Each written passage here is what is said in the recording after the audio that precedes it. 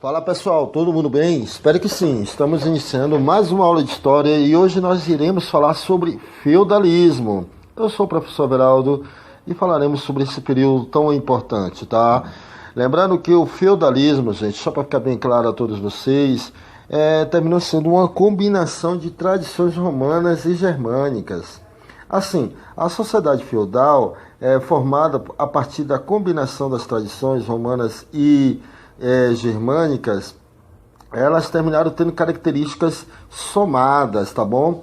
O primeiro ponto que eu vou citar aqui é o colonato, por exemplo, de origem romana, no qual consistia a obrigação dos trabalhadores rurais em entregar parte de sua produção e de trabalhar alguns dias da semana nas terras do senhor, isto é, do proprietário das terras. Outro ponto importante é o juramento de fidelidade, tá bom? Esse juramento de fidelidade nós chamamos aí de comitatus, que era uma tradição aí por parte aí dos germânicos. Então, o juramento de fidelidade que os nobres feudais prestavam entre si, por sua vez, era uma tradição germânica, como já tinha citado anteriormente. E isso terminava, a soma dessas ideias terminou desencadeando aí o que nós chamamos de feudalismo, que tinha algumas características, tá? Quando se fala da Idade Média na Europa, é muito comum as pessoas associarem esse período ao feudalismo. Porque assim, como eu já tinha comentado com vocês aí no início do ano, nós temos lá História Antiga, a Idade Antiga, Idade Média, Idade Moderna. Então nós estaremos dando início à Idade Média, tá bom? Então o que acontece? Esse tipo de organização social demorou alguns séculos para se construir e não se difundiu. Quando eu me refiro a isso, estou me referindo ao processo de feudalização, tá? Como muitos pensam por toda a Europa, tá bom? O feudalismo começou a se tornar, se tornar naquele período esse evento, né? O qual se forma aí na época de crise do Império Romano, a partir das constantes invasões dos povos germânicos. Então, com essas invasões dos povos germânicos, houve um processo aí de ruralização do Império, tá? E o qual muitas pessoas iam para as zonas rurais, temendo até mesmo, digamos, muitas serem executadas ou até mesmo perder todas as suas posses, tá bom? Então, a partir daí, nós teremos uma formação da sociedade feudal. Quando há o processo da ruralização de Roma, vai haver, assim, o processo de formação do feudalismo, o assunto qual nós estamos trabalhando. E a partir dessa formação, irá se constituir aí a sociedade feudal, o qual era dividida em nobreza, tá? No caso, os membros que eram que eram direcionados aí às administrações, os reis, enfim, os senhores feudais. Nós tínhamos aí o clero, tá? Que era formado por religiosos da Igreja Católica. Nós tínhamos o alto e o baixo clero, tá bom? E nós tínhamos também os camponeses, tá bom, gente? Que eram formados aí por trabalhadores, tá bom? Pelos servos, beleza? Então, só para deixar bem claro, a sociedade feudal foi dividida em nobreza, clero e camponeses. Lembrando, pessoal, deixar uma coisa bem clara para vocês, que existe aí uma diferença entre servos e escravos, tá bom? O servo, diferentemente do escravo, não podia ser vendido, pois estava ligado à terra. E por isso também não podia ser expulso do feudo. Além disso, pelo fato de o servo digamos, trabalhar na propriedade do senhor feudal. Ele não podia ser castigado fisicamente. Então vocês percebem que o servo ele tinha alguns benefícios, tá? Em contrapartida, o escravo não tinha nada. O escravo era visto como um produto, então ele tinha que trabalhar de forma forçada para beneficiar assim o seu dono, tá bom? Então, o que acontece? Esse aí é o processo de formação do feudalismo, a mistura aí das ideias romanas com as ideias germânicas, tá, pessoal? É muito importante falarmos isso, porque o feudalismo ele termina formando. Na Idade Moderna, surgiram muitos movimentos valorizando o uso da razão, essa ideia de trazer à luz a escuridão, colocando o ser humano no foco de tudo, ao invés de Deus. No entanto, essa visão de Idade das Trevas é meio errada. Primeiro porque houve sim um desenvolvimento cultural e intelectual na Europa. Mesmo que a Igreja censurasse ideias opostas a ela, houve, por exemplo, um grande avanço na arquitetura, na arte, nas navegações e nas técnicas agrícolas. Além disso, essa expressão abrange um intervalo de tempo muito grande e foca só no que acontecia na Europa. O resto do mundo também estava bem movimentado, tinha muita coisa rolando, como, por exemplo, os avanços na medicina oriental, a expansão do islamismo e o surgimento do budismo. Mas voltando à Europa, nós dividimos esse período entre a Alta Idade Média, que foi quando se consolidou o sistema feudal, ainda havia muitas invasões bárbaras, teve a expansão do islamismo, e a Baixa Idade Média, que foi quando houve um aumento populacional, as crises de peste negra, a fome, as cruzadas e o renascimento comercial. Mas pode deixar que eu vou explicar cada um deles separadamente. A Alta Idade Média foi um período marcado pelas invasões bárbaras no território do falecido Império Romano do Ocidente. Bárbaros eram como os romanos chamavam aqueles com uma cultura diferente da greco-romana. Eles viviam da agricultura, eram politeístas e criavam animais para o comércio e consumo próprio, tendo até em alguns grupos, como os hunos, a realização de invasões e saques. Com essas invasões violentas constantes, os moradores das cidades romanas passaram a fugir para os campos em busca de segurança e estabilidade. Assim, começaram algumas trocas de favores entre os camponeses e os proprietários das terras. Os camponeses pagavam alguns impostos, entregavam parte da produção agrícola em troca de terra para plantar e um lugar seguro para se estabelecer. Essa relação deu origem ao feudalismo. Como parte desse sistema, existia a suzerania e a vassalagem, que era uma troca de favores entre dois nobres.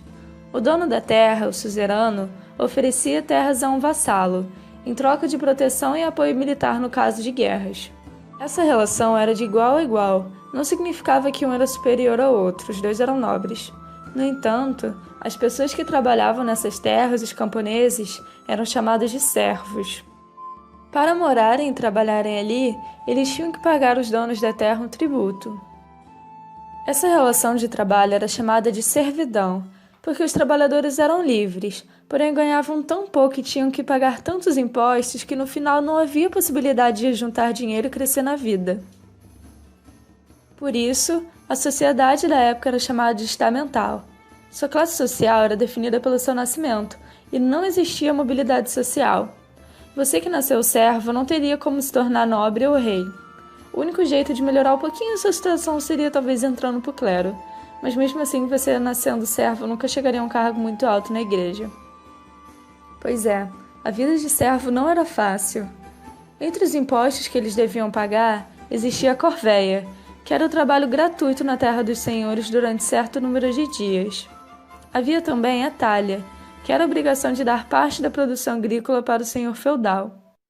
Por último, a banalidade, que era o pagamento de impostos para utilizar equipamentos e instalações do senhorio, como celeiros, fornos e moinhos.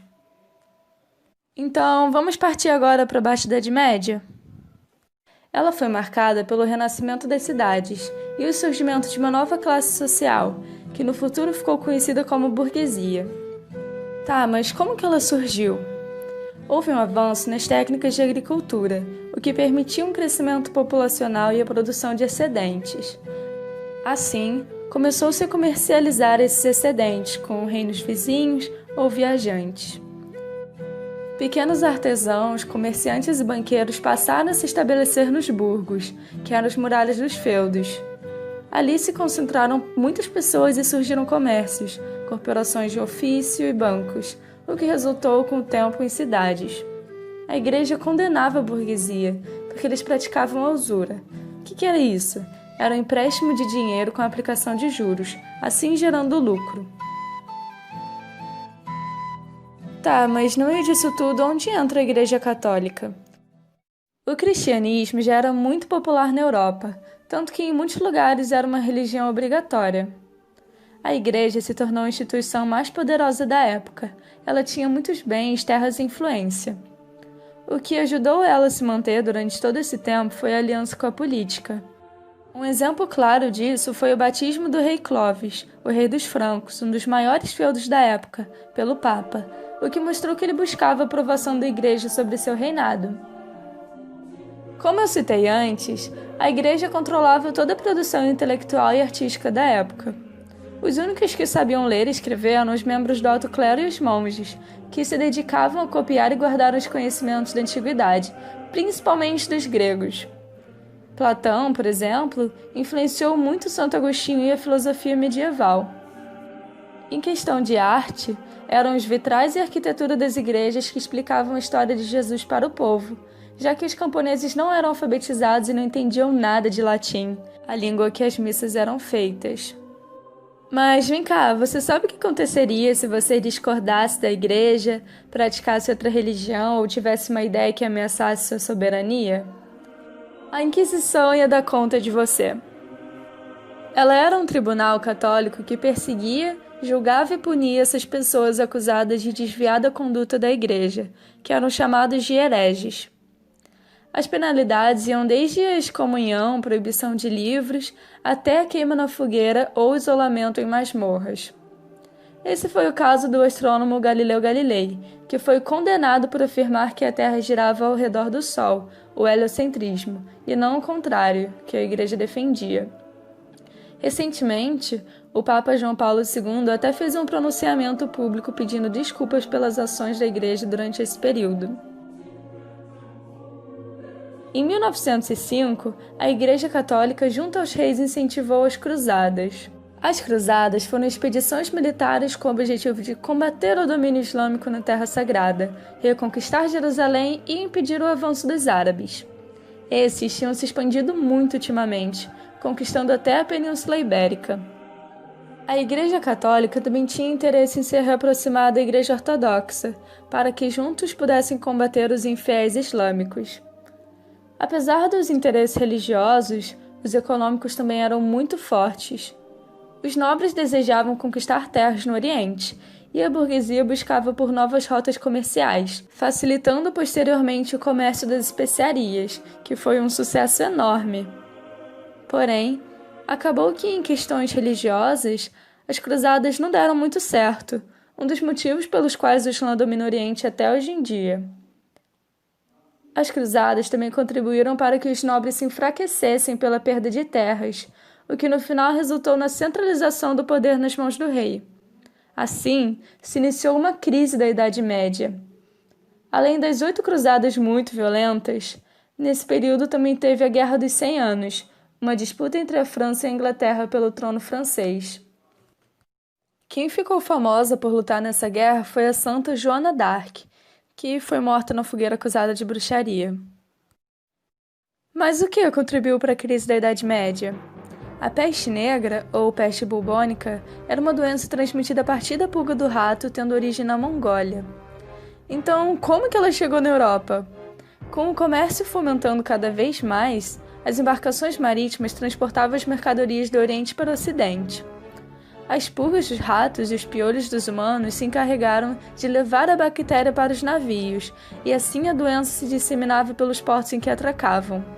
Como resultado, foram quase 100 milhões de mortes. Como ninguém entendia a origem dessa epidemia, acabavam culpando judeus, leprosos, estrangeiros, quando o real motivo era a falta de higiene e saneamento básico nos ambientes urbanos.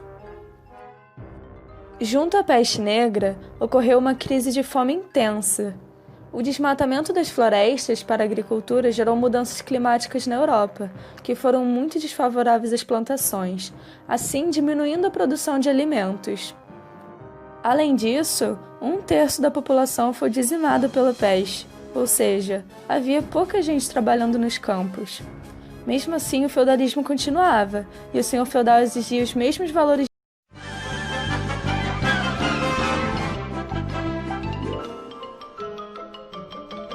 Isso é tudo bem, pessoal.